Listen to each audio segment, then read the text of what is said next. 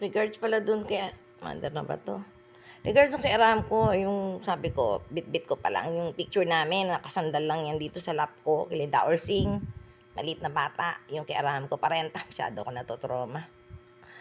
Diyos ko naman mga privacy, halo-halo Privacy mo, privacy ko na halo, privacy na magulang, kasama ng na join na sa privacy ng mga kapatid, lalo na mga anak. Diyos ko po, Ginoo, parental.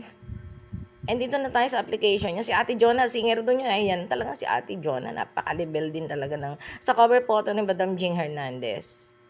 Jing Miranda Hernandez, yung pinaka-cover photo niya. Yung nasa sulok siya. Maraming kamukha si Ate Jonah sa Mora. Yung sa mga okay cafe ko. Si Ate Jonah, ayan, talagang wala akong masabi. Espanyol lang skin. Singer pa siya doon sa Bahrain. Doon na inuwi ni Kuya Boy at naging asawa niya. Since hindi siya nag-abroad, Ate Jonah, nung sarili niyo yan, ate, no? Kausapin lang kita dito. Sabi ko, ate, kumanta ka nga. Yung buong buhay namin dito magkakasama. Dito sila nung dati na pipag ni Balot. Nila Tolyo niyan. Hindi na siya nag-abroad. Nag-stuck na lang siya dito. Hindi naman ako updated. Sabi ko, ate, hindi na niya naisip. Siguro, nag-join lang sa Dubai kila Kuya Boy. Hindi siya nag-work. Hindi ko rin alam. Basta alam ko, nag-stuck na lang siya. At kahit parinig lang ng kanta, ayaw niya.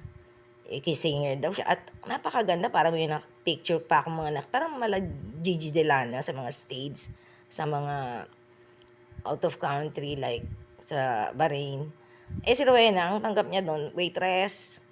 O doon nila, parang guidance nila, ganun. Kasi umiiyak din doon. Sa buwan lang, ayaw na. Hindi kami sanay talagang DH. Kaya iniyakan ko yan, nag-DH sa Dubai yan Lumuluha ako kasi yung kapatid ko, di nanay ko, kinuwento ko, talino ng bunga nga, ano magagawa ako, wala na akong kakayanan. Kasi, in-action ko na. Tabing yung bunga nga ng nanay ko, kahit gusto lumuha. Lumaki kami hindi katulong Lumaki kami hindi chimiaa. Hindi sa nanliliit ka, hindi namin kinalakan yung ganyan.